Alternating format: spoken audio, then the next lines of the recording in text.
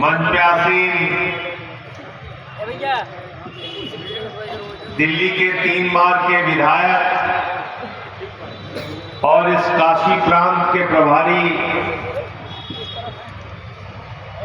पूर्वांचल के प्रभारी, उत्तर प्रदेश के सह प्रभारी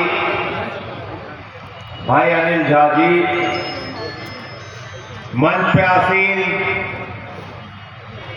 ब्रज प्रांत के प्रभारी, बुंदेलखंड प्रांत के प्रभारी, उत्तर प्रदेश के सह प्रभारी और 4 बार के दिल्ली के विधायक भाई विशेष रवि जी,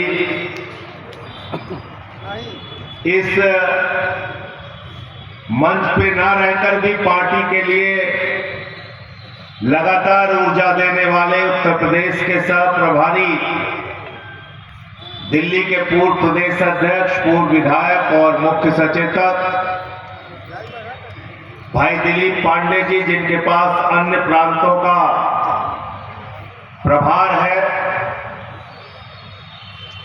काशी प्रांत में जहां पर यह कार्यक्रम हो रहा है, मैं विशेष तौर से अपने अध्यक्ष भाई पवन तिवारी जी को, प्रदेश के वरिष्ठ उपाध्यक्ष भाई सुनील पांडे जी को और यहां के जिलाध्यक्ष बी सिंह जी को हृदय की गहराइयों से पूरी मिर्जापुर की टीम को बधाई देना चाहता हूं। प्रांत के सभी जिलाध्यक्ष, नाम लूंगा तो बहुत समय लगेगा, आप सबका हृदय से अभिनंदन कि आपने इतनी अच्छी सभा का आयोजन किया, इतनी बढ़िया पदयात्रा का आयोजन किया। हमारे बीच में उत्तर प्रदेश के निवर्तमान प्रदेश के अध्यक्ष भाई सभाजीत सिंह जी,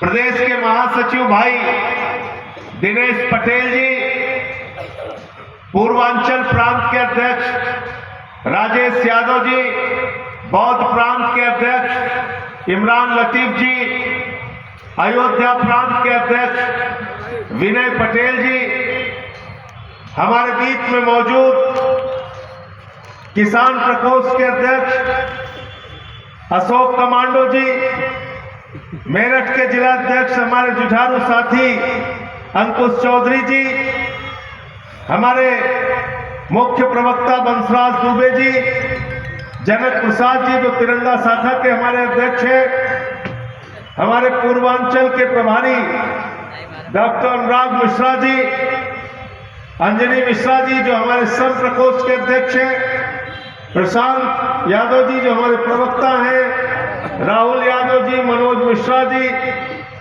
मैं हृदय की गहराइयों से हमारे यूथ विंग के अध्यक्ष पंकज अवाना जी, महिला विंग की प्रदेश की अध्यक्ष नीलम यादव जी, हम सबका अभिनंदन करते हैं, स्वागत करते हैं और आप सबका जो इस कार्यक्रम में मौजूद हैं, मैं सर झुका के आप सबको नमन करता हूं। बहुत बहुत बधाई इस यात्रा के लिए। साथियों और दोस्तों, जब ये पदयात्रा की शुरुआत की थी हम लोगों ने, सरयू से संगम तक, तो लोग हंस रहे थे, क्या करेंगे ये आम आदमी पार्टी वाले पैदल चल कर, इनका क्या है उत्तर प्रदेश में, टोपी पहन के बैनर लगा के निकल पड़े हैं, 200-225 किलोमीटर चलने जा रहे हैं, क्या हो गया इन लोगों को, आम आदमी पार्टी वालों को? मैंने जवाब नहीं दिया और 225 किलोमीटर की यात्रा पूरी की तो पूरे रास्ते में संदेश गया कि आम आदमी पार्टी जनता के मुद्दों पर लड़ रही है, जनता के लिए आवाज उठा रही है। जिंदाबाद जिंदाबाद। फिर दूसरे चरण की यात्रा हुई, रामपुर से अमरोहा तक। उस दूसरे चरण की यात्रा में जन सैलाब आम आदमी पार्टी के साथ जुड़ा, जगह जगह स्वागत हुए, जगह जगह कार्यक्रम हुए, 4 सभाएं हुई 6 दिन के अंदर और पूरे बुंदेलखंड प्रांत में संदेश गया कि आम आदमी पार्टी जनता के मुद्दों को उठा रही है, जनता के लिए। आम आदमी पार्टी जिंदाबाद। जिंदाबाद जिंदाबाद। आज तीसरे चरण की पदयात्रा शुरू हो रही, मां विंध्यवासिनी की धरती से शुरू हो रही, मिर्जापुर की धरती से शुरू हो रही और ये जाएगी काशी तक, सारनाथ तक ये पदयात्रा जाएगी। और हमने सवाल उठाया है, मां विंध्यवासिनी के चरणों में प्रणाम करके आशीर्वाद लेके सवाल उठाया है। हमारे शहीद, हमारे वीर सपूतों के ऊपर माल्यार्पण करके उनकी प्रतिमा पर हमने सवाल उठाया है कि आजादी के 80 साल के बाद भी बताओ हमारे नौजवानों के लिए रोजगार क्यों नहीं है? बताओ आज भी सामाजिक भेदभाव क्यों है? संजय भैया संघर्ष करो, हम तुम्हारे साथ हैं। ये सवाल है। नौजवान के लिए रोजगार नहीं है। कभी तस्वीर आती है प्रयागराज में नौजवानों को पीटा गया, जो आईएएस की तैयारी कर रहे हैं, पीसीएस की तैयारी कर रहे हैं, बैंक के पीओ की तैयारी कर रहे हैं। कभी उनको सड़कों पे घसीट घसीट के पीटा जाता है। कभी लखनऊ में तस्वीर आती है, उनको पीटा जाता है। कभी तस्वीर दिल्ली में आती है, कोचिंग के संचालकों को पीटा जाता है। 45 करोड़ बेरोजगारों की फौज खड़ी है हिंदुस्तान में, कोई चर्चा नहीं होती, कोई बात बेरोजगारी पर नहीं होती। सोचिए, कल्पना कीजिए, जिस मुल्क में 45 करोड़ लोग बेरोजगार रहेंगे, उस मुल्क की हालत क्या होगी? वहां के लोग कितनी मानसिक त्रासदी में जी रहे हैं, आप कल्पना कर सकते हैं। मोदी योगी शर्म करो। और उत्तर प्रदेश आज नंबर 1 का राज्य है बेरोजगारी के मामले में। आंकड़े बताए जाते हैं, बाबा जी कहते हैं इन्वेस्टर समिट हो रही है, कितने का इन्वेस्टमेंट होगा बाबा जी? 45 लाख करोड़ रुपए का इन्वेस्टमेंट होगा। कितने का? 45 लाख करोड़ का इन्वेस्टमेंट, ये बताया इन्वेस्टर समिट में। अगर 45 लाख करोड़ का इन्वेस्टमेंट हो रहा है उत्तर प्रदेश में, तो 45 लाख रोजगार तो पैदा होना चाहिए ना। 1 लाख करोड़ में एक लाख रोजगार तो पैदा होना चाहिए कम से कम ना, तो बेरोजगारी खत्म हो जाती उत्तर प्रदेश से। कहा गया 45 लाख करोड़, वो 45 लाख करोड़ का इन्वेस्टमेंट सिर्फ कागजों पर दिखाया जाता है मेरे नौजवान दोस्तों, सिर्फ कागजों पर दिखाया जाता है। संजय भैया जिंदाबाद। और तुम्हारे हिस्से में क्या आता है? टीचर के लिए परीक्षा देते हो, पेपर लीक हो जाता है। सिपाही के लिए परीक्षा देते हो, पेपर लीक हो जाता है। दरोगा के लिए परीक्षा देते हो, पेपर लीक हो जाता है। लेखपाल के लिए परीक्षा देते हो, पेपर लीक हो जाता है। पीसीएस की परीक्षा देते हो, पेपर लीक हो जाता है। एसएससी की परीक्षा देते हो, पेपर लीक हो जाता है।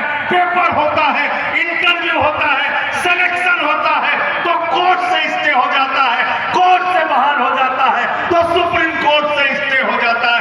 क्या करे नौजवान? अगर आत्महत्या ना करे, अगर अपनी जान ना दे, अगर आत्महत्या को रोकना है, उनके मुद्दे को उठाना है, तो उत्तर प्रदेश के एक नौजवान को रोजगार चाहिए। ये हमारी लड़ाई है। भाजपा सरकार मुर्दाबाद, भाजपा सरकार मुर्दाबाद। आज मुर्दाबाद। बताओ रोजगार चाहिए कि नहीं चाहिए? चाहिए। हाथ उठा के बताओ रोजगार चाहिए कि नहीं चाहिए? और अगर रोजगार चाहिए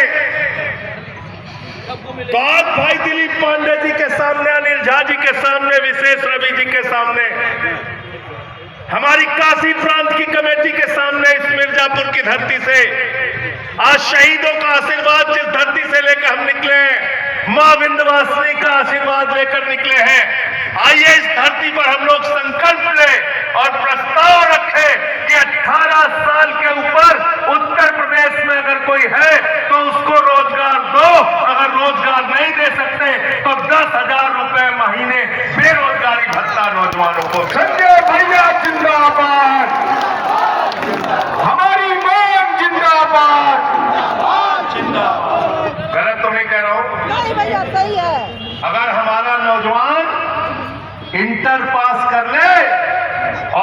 उम्र 18 साल हो गई है तो नौकरी देने की जिम्मेदारी किसकी है? सरकार की। किसकी जिम्मेदारी है? सरकार की। और अगर नौकरी नहीं दे सकते तो 10,000 रुपए महीने बेरोजगारी भत्ता नौजवानों को मिलना चाहिए।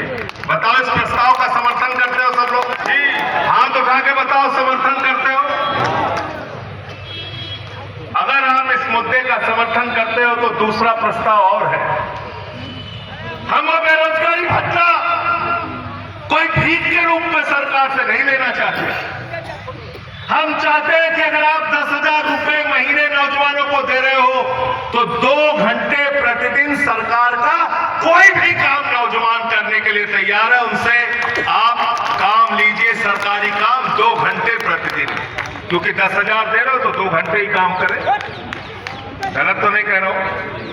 अगर 10,000 रुपए दे रहे हो, पक्की नौकरी दोगे, पक्का काम करें।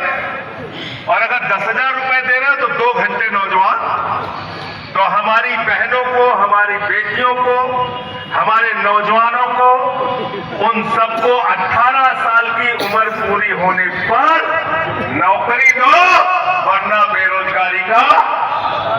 तैयार हो सब लोग? तैयार है। ये मांग हम लोगों को लेके चल रही है। हम तुम्हारे साथ हैं। और इन चोरों के पास पैसा बहुत है अनिल भाई, पैसा बहुत है। हम जब कहते हैं नौजवानों को नौकरी दे दो, कहते हैं पैसा नहीं है। हम कहते हैं हमारे बच्चों को शिक्षा दे दो, कहते हैं पैसा नहीं है। हम कहते हैं हमारे अस्पताल ठीक करा दो, कहते हैं पैसा नहीं है। उत्तर प्रदेश में सरकारी स्कूल बंद कर रहे हैं, नमक रोटी खिलाते हैं मिड डे मील में। यही मिर्जापुर का मामला आया था ना, वो पत्रकार बेचारे अब जीवन इस दुनिया में नहीं है, जायसवाल जी ना, पवन जायसवाल, उन्होंने ही खुलासा किया। मेरे उनसे बात हुई थी, बाद में उनको बीमारी हो गई है। बेटा उस बहादुर पत्रकार के ऊपर मुकदमा लिखा प्रशासन। क्या बोला था उस आदमी का? सिर्फ ये कि उसने दिखाया था कि किस तरह से बच्चों को नमक रोटी स्कूलों में खाने के लिए दी जाए। हम अभिनंदन करते हैं ऐसे पत्रकारों का, हम सर झुकाते हैं उनकी पत्रकारिता पे।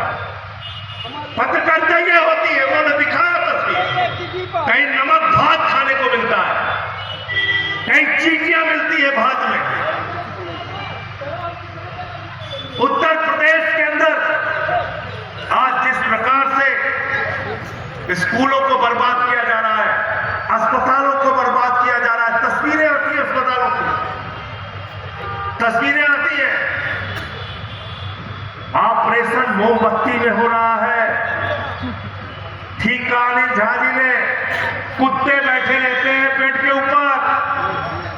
एम्बुलेंस इसी मिर्जापुर में प्रसव सड़क के किनारे हुआ, डिलीवरी किनारे हुई सड़क के, और एम्बुलेंस नसीब नहीं हुआ एक महिला को, और उससे धमका के बयान दिलवाया गया सरकार के पास।